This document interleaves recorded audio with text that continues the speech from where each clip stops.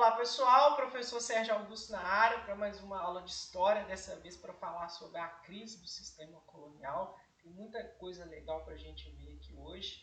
Logicamente, se a gente está falando de crise, a gente vai entender então como o período colonial ele vai ter o seu fim, culminando lá com o desenvolvimento da nossa independência em 1822, que entre os seus significados ali vai representar a conquista da nossa autonomia política em relação a Portugal. Antes da eclosão da independência, a gente vai estudar o caminho até chegar lá, tá certo? E para começar, a gente vai falar do contexto histórico da época. Então, até o finalzinho do século XVII, Portugal ele explorou e colonizou o Brasil com certa tranquilidade. Entretanto, durante o desenvolvimento ali do século XVIII, essa realidade ela começa a mudar um pouco, muito motivada pela influência das ideias iluministas, o processo de revolução americana, que é a independência dos Estados Unidos, a Revolução Francesa, enfim. Continuar explorando nesse movimento significava também propor um certo desenvolvimento, tá certo? E logicamente esse desenvolvimento ele veio acompanhado aí de um sentimento de separação, tá certo? E esse sentimento ele vai ser capaz então de proporcionar uma crise nas relações entre a metrópole e a colônia, o pacto colonial. E essa crise ela vai ser canalizada no desenvolvimento de diversos movimentos revoltosos pelos quatro cantos do nosso país.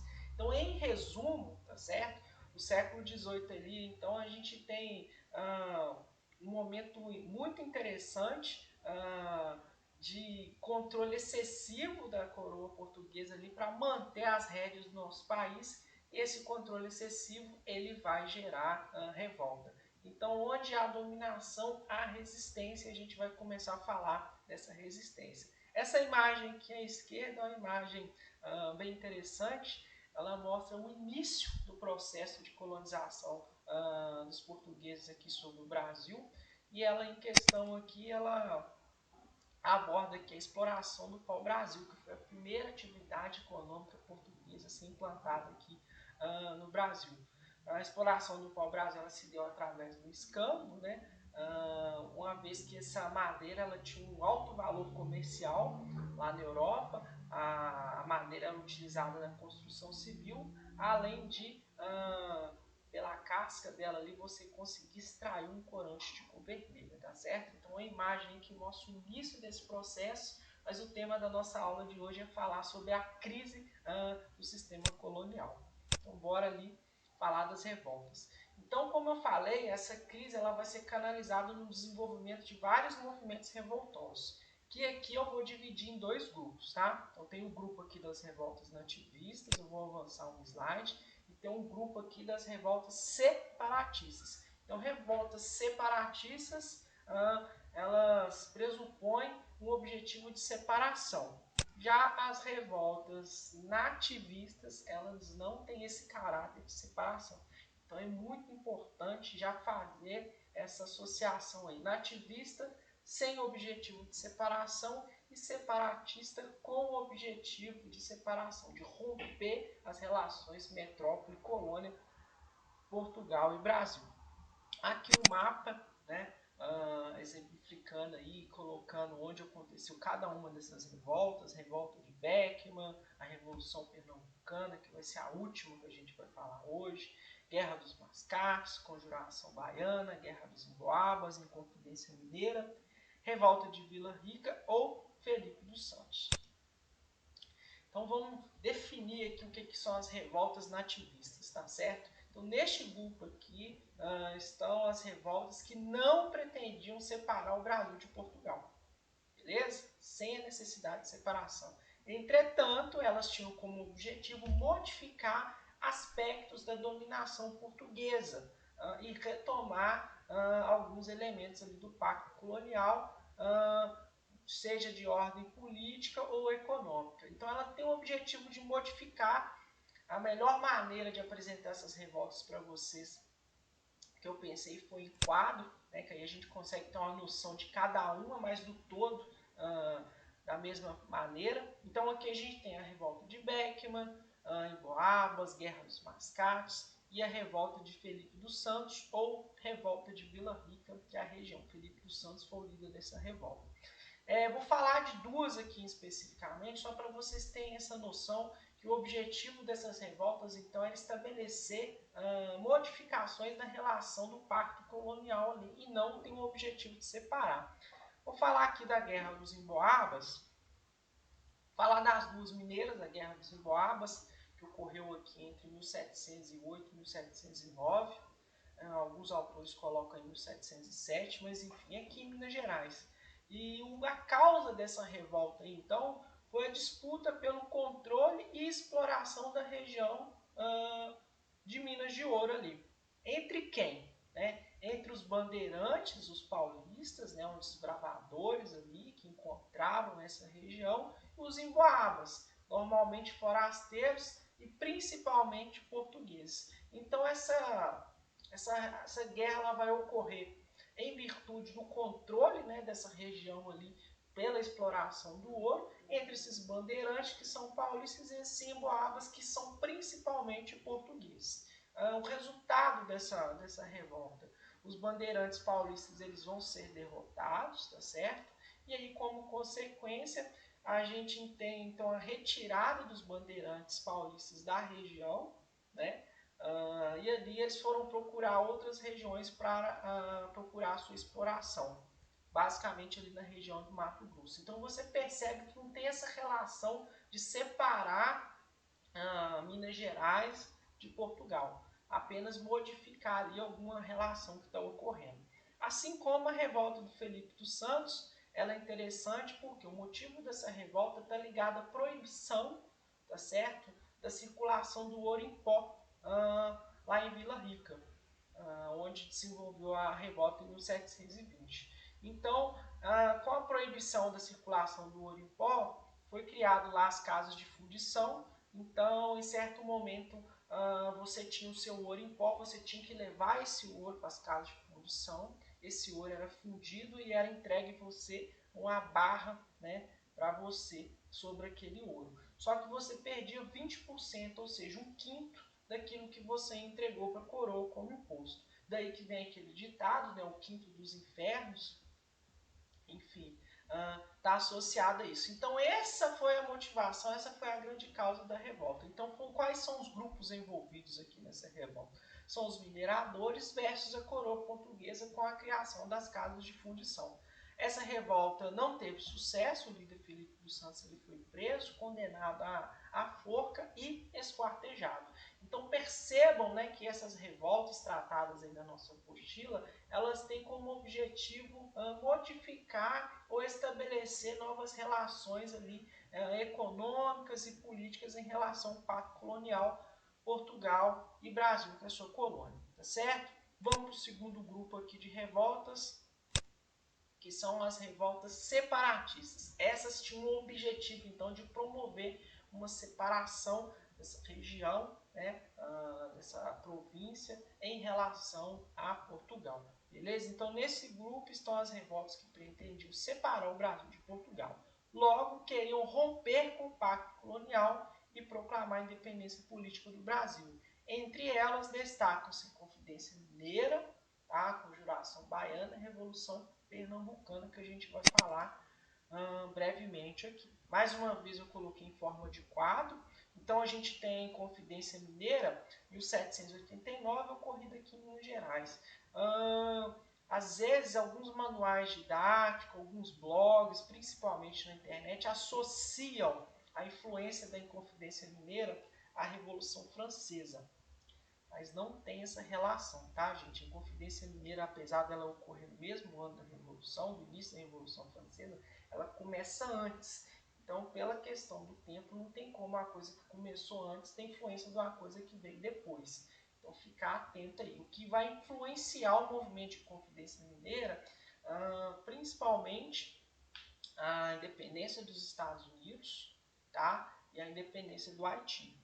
Beleza? Então, esses são os movimentos que vão influenciar diretamente a independência, a Inconfidência Mineira aí. Beleza? A Conjuração Baiana já tem a influência da Revolução Francesa, do Haiti, enfim, já é uma perspectiva do iluminismo francês, enquanto a Inconfidência Mineira tem uma perspectiva do iluminismo inglês, beleza? Lá do John Locke. As causas aqui da Inconfidência Mineira estão ligadas à crise da mineração, as outras duas, a decadência, né, da economia açucareira, a conjuração baiana e a pernambucana.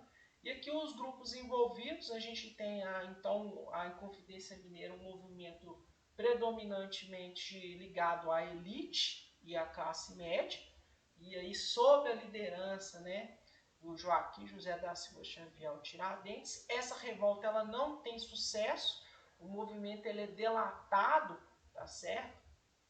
Antes que ele aconteça, um dos inconfidentes acabou delatando o movimento em troca de perdão às suas dívidas que ele tinha lá com a coroa portuguesa. A grande causa do movimento de Inconfidência Mineira, então, era a questão ali da exploração portuguesa sobre Minas Gerais, principalmente em relação ao imposto da derrama, que é o imposto-chave, né, que cobrava ali as 100 arrobas ali do ouro quando não se conseguia pegar esse ouro todo. Então eles iam usar esse dia, né, que fosse decretada a derrama, porque a insatisfação popular ia ser muito grande, o movimento ia ser deflagrado naquele momento. Como o movimento foi delatado, os inconfidentes eles foram presos, o Tiradentes estava no Rio de Janeiro, lá ele foi preso, condenado à morte, à forca e esquartejado, e teve a sua cabeça exposta lá em Vila Rica. A conjuração baiana está ligada à economia açucareira, né? A gente está falando lá de cima, então esse declínio da economia açucareira acabou fazendo com que a exploração portuguesa ela aumentasse sobre essa região, né? E o povo já vivia ali na miséria ali, e também tem a questão da escravidão. É uma diferença que a gente vai ver mais na frente da Inconfidência Mineira com a Conjuração Baiana. A Conjuração Baiana já está ligada à classe média e baixa, né? O movimento ali tem vários líderes, assim como a Inconfidência Mineira, e foi um movimento que não teve sucesso, né? Basicamente ali vários líderes foram presos, condenados à forca, alguns esquartejados e outros sofreram anistia. Já a Revolução Pernambucana, né, está ligada também à decadência da economia açucareira e à exploração, o aumento da carga tributária da exploração portuguesa sobre essa região. É uma revolta que envolveu grupos ali da classe média e baixa, né, com a liderança de várias pessoas ali. Foi uma revolta que também não teve sucesso. Enfim, os líderes eles foram presos, condenados à morte, e alguns foram inocentados, recebendo ali a sua anistia. Mas o que é importante considerar dessas revoltas, né? Então, em resumo, as revoltas nativistas e separativas não tiveram êxito em promover uma ruptura definitiva com as estruturas coloniais, né? Essa ruptura definitiva ela só vai ocorrer com a independência do Brasil. Entretanto, contribuíram para a saturação, a crise da relação metrópole-colônia. Elas abalaram as relações entre a metrópole e a colônia. E que pena que elas não deram certo, porque o significado da nossa independência, né, já que ela foi fruto de um arranjo político, econômico, e o Brasil pagou por essa independência de cerca de 2 milhões de libras esterlinas para Portugal reconhecer, que a gente vai ver no outro vídeo, né? Então, caso alguma dessas revoltas separatistas tivessem dado certo, isso aqui que eu vou falar no final não teria acontecido. Então, olha só, a falta de sucesso desses movimentos impediu que a independência do Brasil fosse conquistada naquele momento.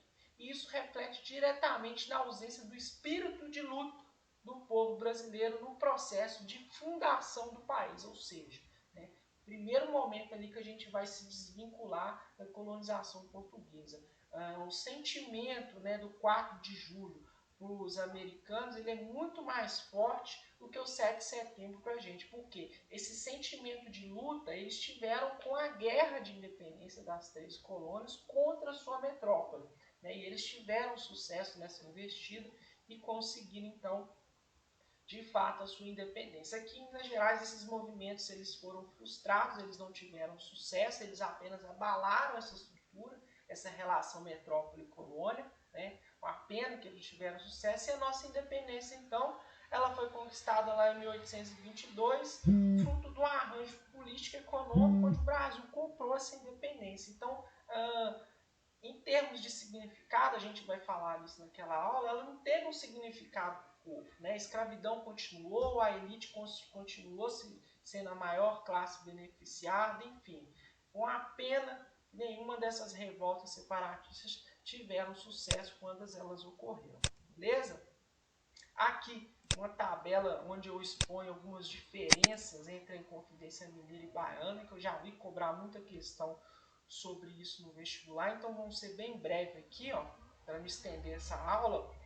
Então, os anos aqui a gente já viu as influências. Na Inconfidência Mineira, a influência do Iluminismo e da independência dos Estados Unidos. Tá? A Baiana já tem a influência do Iluminismo, da Revolução Francesa e da independência do Haiti, um movimento de independência liderado por negros. Tá? As causas aqui, a crise do ouro derrama, crise social, impostos. Os integrantes predominantemente elitistas, aqui setores médios e populares, igual a gente viu, e tem um traço aqui diferente, tá? A Inconfidência Mineira, ela não... Os inconfidentes não falavam abertamente se iam decretar o fim da escravidão ou não, tá certo? Muitos deles eles eram proprietários de escravos, então a manutenção da escravidão, no primeiro momento, ela ia continuar. Então não ia ter independência, mas não ia ter o fim da escravidão. Já a Conjuração Baiana, a gente tem o abolicionismo, tá? Então estava entre as pautas desse movimento o fim da abolição da escravidão, beleza? Então essa é uma diferença assim, marcante que vocês têm que guardar. Ambas objetivavam o fim do pacto colonial, é um tipo de revolta separatista igual a gente viu, beleza? Bola para frente então.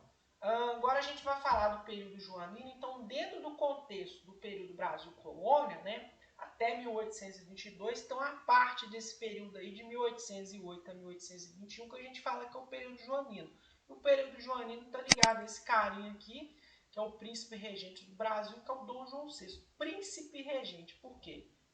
Quem governava Portugal, né, e estava viva lá, vou colocar aqui, é a mãe dele, né, a Dona Maria I, conhecida como Dona Maria a Louca, então incapacitada, né, de liderar o governo português. O Dom João VI ele governava como príncipe regente em nome dela. Então esse período começa com a chegada da família real aqui em 1808 e tem o seu fim em 1821, né, que foi o período que o Dom João VI ficou aqui no nosso país. Ele chega fugindo para Napoleão, depois vai embora para Portugal para governar lá, quando ocorre a Revolução do Porto em 1820, como consequência em 1821 ele volta para Portugal, mas isso a gente vai ver com mais calma. Então o período joanino é esse período da estadia do Dom João VI aqui no Brasil, inaugurado com a chegada da família real.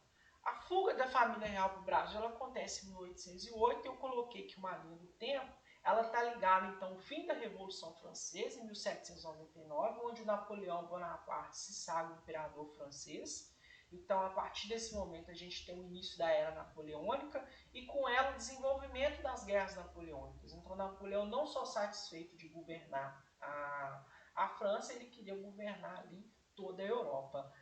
Ele não conseguiu vencer a Inglaterra no investida militar, então ele decreta o bloqueio continental, proibindo todos os países de realizarem comércio com a Inglaterra, objetivando enfraquecer a economia da Inglaterra para, quem sabe, depois fazer uma investida militar novamente. Essa estratégia não deu certo porque Portugal continuou fazendo comércio com a Inglaterra. Napoleão, então, invade Portugal. Antes das tropas de Napoleão chegarem, Dom João VI, então, foge com cerca de 15 mil pessoas para o Brasil. Essa frase aqui é muito interessante, né? Como uma rainha louca, um príncipe medroso, uma corte corrupta enganaram Napoleão e mudaram a história do Brasil e Portugal. Igual eu falei na live dessa semana, ainda bem, né, que o Napoleão entrou no poder lá na França, decretou guerra com todo mundo, decretou bloqueio continental e a corte fugiu para cá, porque sabe-se lá quanto tempo a gente ia ser continuar sendo uma colônia. Então, quando a corte chega aqui no Brasil, o desenvolvimento tem que chegar, Eles querem um padrão de vida europeu, tá certo? E aí, entre as principais medidas que vão ocorrer nesse período, a gente destaca aqui a abertura dos portos brasileiros às nações amigas, né, que é o fim do pacto colonial. Por que é o fim do pacto colonial? Agora o Brasil está sendo administrado do Rio de Janeiro. Portugal está sendo administrado à distância. E agora todo mundo já pode fazer comércio com o Brasil. Olha aqui as taxas alfandegárias. Ó. Para produtos ingleses, 15% de imposto. Produtos portugueses, 16%. Outras nações, 24%. Então isso não ocorre, né, quando o Brasil se firma como uma colônia portuguesa antes da chegada dos portugueses. O Brasil só pode ter relação comercial com Portugal, que é a sua metrópole, né, uma exigência aí do famoso pacto colonial. Entretanto, essa celebração desses tratados com a Inglaterra, por que a Inglaterra? O Portugal sempre manteve esse contato comercial com a Inglaterra e a Inglaterra escoltou, né, essas 15 mil pessoas que vieram de Portugal para o Brasil, né? Deu essa segurança ali. Então, a celebração desses tratados com a Inglaterra tornou evidente a interferência da Inglaterra sobre a corte portuguesa, deixando Portugal sob a influência política da economia inglesa. Isso foi muito ruim para a nossa economia nacional, que estava começando, né, a se desenvolver. Quando a corte chega aqui, as coisas começam a se desenvolver, porque os produtos ingleses chegando aqui fizeram frente a essa concorrência, essa economia que começa a surgir. E isso impossibilitou o desenvolvimento da indústria nacional. Então, em termos para nós brasileiros, esses tratados, apesar de trazer um certo desenvolvimento, eles atrapalharam o desenvolvimento da nossa indústria nacional naquele momento. Em 1815 ocorre uma coisa muito interessante: o Brasil deixa definitivamente de ser uma colônia e se transforma em uma nação. O Brasil é elevado à categoria de Reino Unido de Portugal e Algarves, que é uma outra colônia que Portugal tinha, e isso ocorreu em 1815. E o que isso significa na prática? Em resumo, a elevação do Brasil à condição de Reino Unido de Portugal e Algarves coloca fim, então, de vez, legitima aí o fim do pacto colonial, que é o exclusivismo metropolitano, que é a palavra que o Enem gosta ali. Então, tal fato representou aqui mais do que uma titulação, abriu caminho para a nossa emancipação política e, consequentemente, o nosso rompimento à condição ali de colônia. Em 1818, cabe destacar aqui que a Dona Maria I então morre, e aí o Dom João, que era príncipe e regente, então ele recebe de fato o título de Dom João VI. Está aqui o Dom João VI, está aqui a mãe dele, Dona Maria I, que a gente já viu. Beleza? A Revolução Liberal do Porto, ou somente Revolução Liberal, tá? Ela vai ocorrer em 1820. Essa revolução ela vai ser deflagrada lá em Portugal, na cidade do Porto, com a liderança do Manuel Fernandes Tomás, que é um político liberal lá. E qual que é o motivo dessa revolta, dessa revolução? Portugal está sendo governada à distância, tá certo? E Portugal é a metrópole. Então, essa revolução ocorre, essa revolta ocorre, pedindo principalmente, motivo aqui, os revoltosos exigiam um retorno de Dom João VI a Portugal. Como resultado dessa revolução, em 1821, Dom João VI, então, retorna a Portugal para assumir o seu trono lá, e como consequência, Dom João deixa então o governo do Brasil sob o comando do seu filho, o nosso futuro Dom Pedro I. Que aí, em 1822, vai decretar a nossa independência. Aqui eu coloquei dois quadros famosos que retratam esse momento aí, é uma representação histórica, da independência, que a gente vai falar deles aí mais pra frente, beleza? É isso a nossa aula de hoje, mais uma aula que a gente vai fazer sobre a independência para complementar esse assunto, beleza? Um grande abraço para todos e até a próxima aula.